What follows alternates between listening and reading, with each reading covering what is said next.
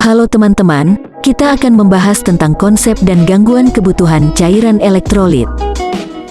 Apa yang dimaksud dengan cairan dan elektrolit? Yang pertama, kebutuhan cairan. Kebutuhan cairan adalah kebutuhan yang perlukan dalam tubuh dalam bentuk cairan, contohnya air putih ataupun air minum. Kebutuhan cairan tiap orang berbeda-beda. Pada orang dewasa, konsumsi air putih yang disarankan yaitu sekitar 8 gelas berukuran 230 ml per hari atau total 2 liter. Yang kedua, kebutuhan elektrolit. Kebutuhan elektrolit adalah kebutuhan yang sangat dibutuhkan di dalam tubuh, tetapi dikonsumsi dalam bentuk cairan juga. Bedanya, elektrolit tersebut merupakan kandungan yang ada di dalam cairannya.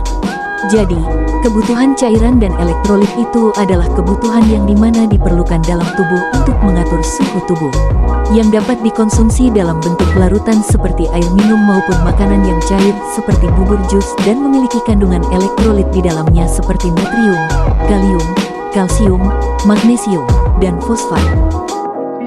Berikut ini adalah jenis makanan yang terdapat kandungan elektrolit dan cairan yang dapat dikonsumsi.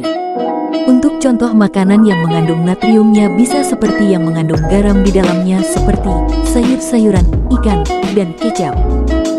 Dan berikut untuk makanan yang mengandung kalsium seperti susu, brokoli, dan kacang almond. Dan masih banyak lagi makanan sehat yang dapat dikonsumsi. Selanjutnya kita akan membahas tentang pengertian gangguan keseimbangan cairan dan elektrolit. Pengertian gangguan keseimbangan cairan dan elektrolit adalah gangguan cairan dan elektrolit dapat dengan cepat mengubah kardiovaskular, saraf, dan fungsi neuromuskular. Perubahan pada keseimbangan cairan dan volume sel bisa menyebabkan impak yang serius seperti kehilangan fungsi pada sel, terutama pada otak.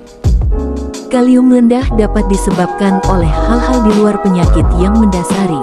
Contohnya meliputi kurangnya asupan makanan kalium, muntah, diare, efek samping pengobatan. Cara mencegah terkena gangguan kebutuhan cairan dan elektrolit. Berikut cara-caranya.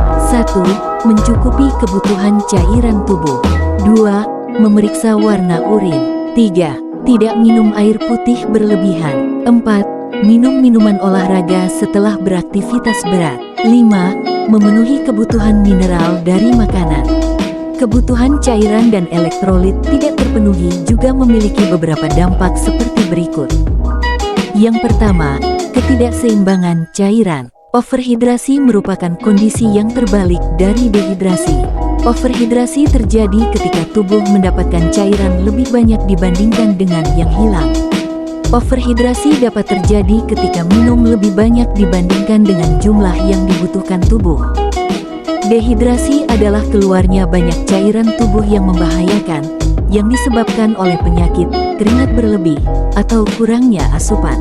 Yang kedua, ketidakseimbangan elektrolit. Hiponatremia, kadar natrium di dalam darah kurang dari yang semestinya. Hal ini mengakibatkan kadar air dalam tubuh meningkat dan membuat sel-sel tubuh membengkak. Pembengkakan sel ini dapat menimbulkan beragam gangguan kesehatan, mulai dari sakit kepala hingga penurunan kesadaran. Sedangkan hipernatremia adalah tingginya kadar ion natrium dalam darah. Gejala awal mungkin termasuk rasa haus, lemah, mual, dan kehilangan nafsu makan yang kuat.